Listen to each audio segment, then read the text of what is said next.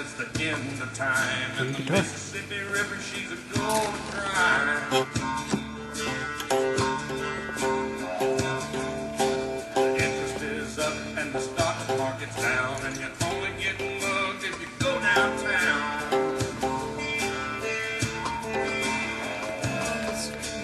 I live back in the woods, you see, a woman and the kids and the dogs and me.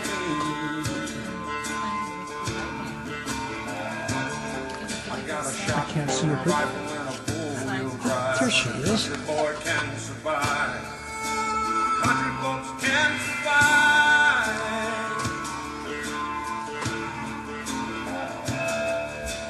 I can plow a field all day long. I can catch catfish from dusk till dawn. Put the tongue back in the mouth.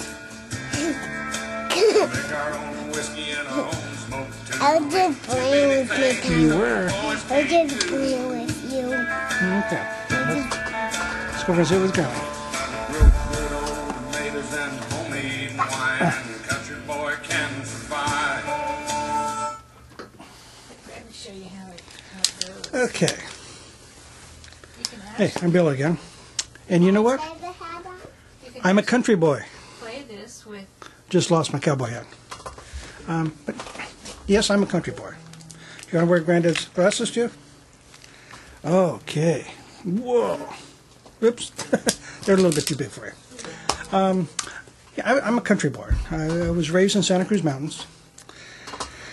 And I enjoyed it. I was raised on Branciforte Drive, actually. I grew up at the one house that we lived on was just a little bit down from the Knight Stables. The other one was up at the old Vine Hill Winery.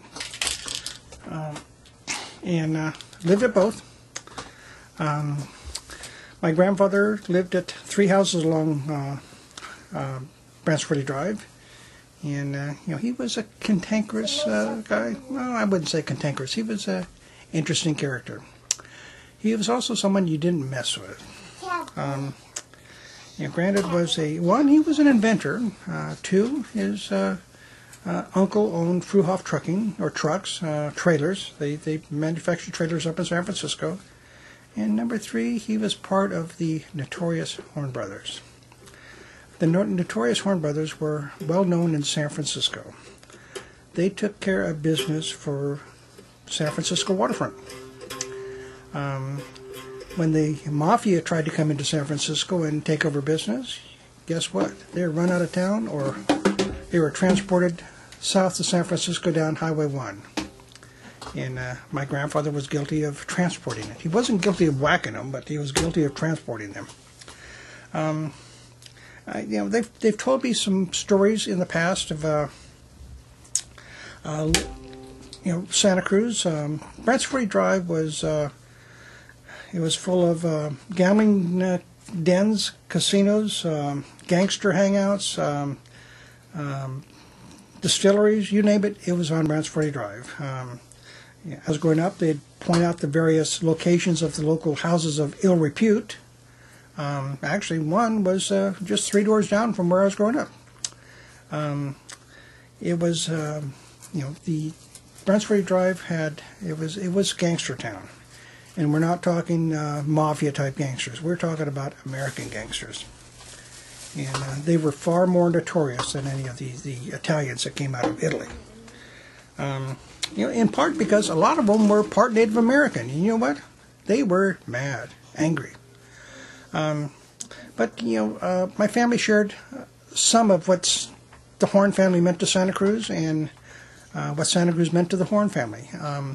Down, what would be now the corner of Ocean and Water Street, or actually the river and Water Street, the Horn family had a stage stop there. It's called Horn's Corner. It was a very notorious site. You know, on one side of the coin, they were a stage stop. They took care of people traveling from San Jose, San Francisco to Santa Cruz. On the other side of the coin, they were where all the local males went to have their good time, ladies of the evening. And they had a lot of the local ladies of the evening that worked out of there. And they also had an occasional desperado that would come into Horn's Corner, and they would have an occasional shootout here and there, and yeah, one I was told of was a person that came out of San Francisco. I'm not sure what his real name was, but he went by the name Black Bart. I'm told he was a regular feature there.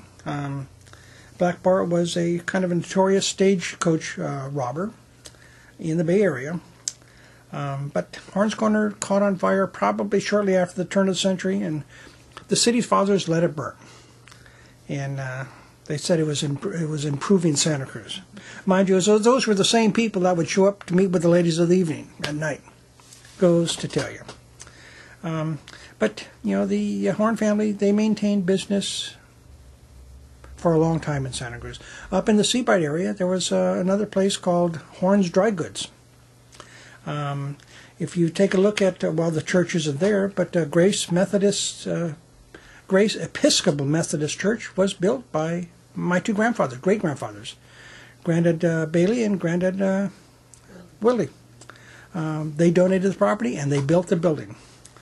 They did it because my grandfather was trying to get in better terms with his wife, my grandmother, great-grandmother, Grandma Willie.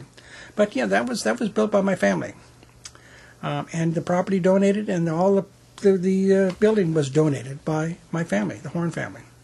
Actually, I should say the Horn Willie family, or the Horn Bailey Willie family. Can't keep them straight, but yeah, that was a family business. If a church is a business, we did it for Santa Cruz. You know, it's the great grandfathers. They felt, you know, they'd been running booze and they'd made it kind of an eyesore of the family. There was a place out on Ocean Street Extension called the White Lady's House. Well, Granddad Bailey and Granddad Willie, when they bought in booze from Half Moon Bay, they'd take it there, convert it to wine bottles that they picked up over in Gilroy, and then sell the booze between Reno and Monterey. The booze was Canadian. It was good booze, although my grandfathers did make some of their own. My Aunt Mary said, "Oh, Billy, I'd go out there in the garage sometimes. It smelled so bad." And it's because it was bathtub gin, or bathtub whatever they were making out there. But that was our family, and they did what they had to do to survive. And the feds and local police sometimes would look questionable at what they were doing, but you know, they survived. And they survived because they were raised in the country. And that's probably enough for this segment. I'll talk more about it. You know, I have a lot more about the our adventures on Branciforte Drive. I'm not sure, did I show you the picture? Not sure where the picture went of me growing up on Branciforte Drive. It was fun, and I wish that my own children, could have been raised on Branciforte Drive, but you know, it's changed. You know, I'm still involved. I went to the little old school, Happy Valley School. There was a teacher. Her name was Mrs. Batchelor. The Batchelors were very good friends of my family. Like I said, I was raised at the old Vine Hill Winery, which is now Santa Cruz Mountain Winery, by the way. When I was growing up, the guy that had the grapes up on top of the hill, his name was Joe Locatelli. He'd pay me to go through the grape vineyard and shoot rattlesnakes, because he said the grape pickers, when they'd come, they were afraid to go out there because of the rattlesnakes. So, you know, 10, 12-year-old kid would go out there with his .410 and shoot the rattlesnakes. You wonder what is going on here. So once again, thank you, and there'll be more to come. Bye-bye now.